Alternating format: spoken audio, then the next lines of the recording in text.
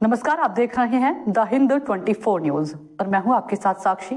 आई नजर डालते हैं आज की बड़ी खबरों की ओर। राज्य सचिव विपक्ष के मुख्य सचेतक और विधायक डॉक्टर शंकर घोष की बाइट, टीएमसी के बांग्लादेशियों के प्रति प्रेम और पश्चिम बंगाल में बंगाली महिलाओं को कैसे व्यवस्थित रूप से निशाना बनाया जा रहा है, इस पर माननीय मुख्यमंत्री बांग्ला एवं बाঙালিদের তাদের রুচিকে অন্তর্জলির যাত্রায় পাঠিয়ে আজকে এখন বাঙালিদের জন্য কান্না গাইছে। যে বাংলা একসময় রবীন্দ্রনাথ এবং নজরুলের বাংলা হিসেবে পরিচিত ছিল, সেই বাংলা এখন অনুকূলত আরাবুলদের বাংলায় পরিণত হয়েছে।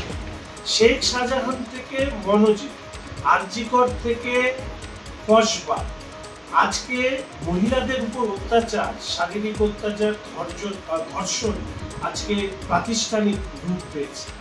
ফলে স্বাভাবিকভাবেই বারবার করে প্রশ্ন উঠছে যে রাজ্যের মাননীয় মুখ্যমন্ত্রী কুমিরের কান্না তিনি কাঁদছেন কেন?